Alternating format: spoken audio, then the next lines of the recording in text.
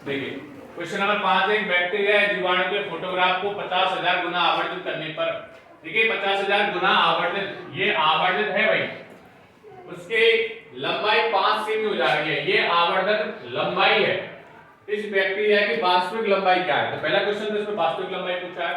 यदि फोटोग्राफ को केवल 20,000 गुना आवर्धित, ये भी आपकी आवर्धित वाली है, तो इसकी आवर्धित लंबाई क्या है? तो इसमें हम आसानी से आवर्धित लंबाई ज्ञात कर पाएंगे, लेकिन वास्तविक लंबाई के लिए कोई भी डेटा हमें नहीं दे रखा। तो थोड़ा सा हम दिमाग में रखें, जो चीज दे रखी है उसको लिख रहे दिया है। एक तो दे रखा है जीवाणु के फोटोग्राफ की आवर्धन, कितना आवर्धन है।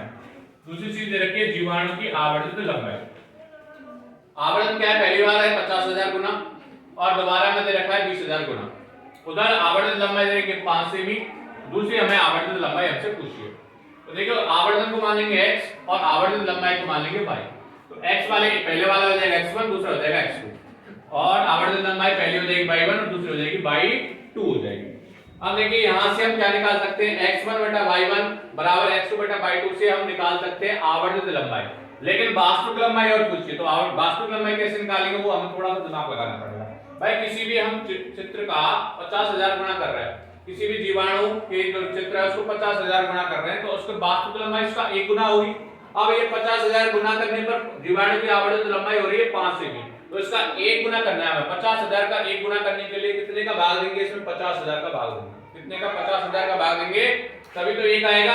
जब इधर हम 50,000 में 50,000 का भाग देंगे तब 1 आएगा, तो इधर भी हमें 5 में भी 50,000 का भाग देना पड़ेगा। वास्तविक लंबाई हमें निकालनी है तो 5 में भी हमें 50,000 का भाग देना पड़ेगा।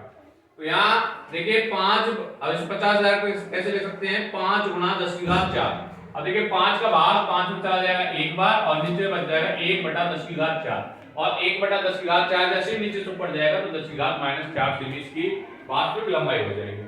अब ये तो वास्तविक लंबाई होगी। वास्तविक लंबाई कैसे निकालेंगे? कि जो जीवाणु बैक्टीरिया की जो आवर्धित लंबाई है उसको 1 गुना कर देंगे, क्योंकि किसी भी चीज का 1 गुना उसकी वास्तविक लंबाई होती है। और दूसरा अब निकालेंगे हमें आवर्धित लंबाई चाहिए, तो उसके लिए तो हमने डेटा दे रखा है, आवर्धन भी दे रखा है, आवर्धित लंबाई भी दे रखी है और फार्मूला है अपने पास x1 बटे y1 बराबर x2 बटा y2।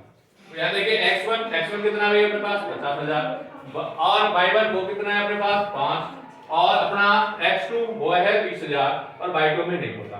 तो देखिए एक नियम है कि अंश से अंश वाली को काट सकते हैं, हर वाली से हर वाली को। यहां देखिए 4 जीरो से 4 जीरो कट देंगी, 5 बटा 5, 5 बटा 5 बराबर 2 बटा y2। 5 का 5 में एक बार चला जाएगा, यानी 1 बराबर 2 बटा y2। तो इसका गुणा इससे यानी y2 बराबर 2 सेमी इसका आंसर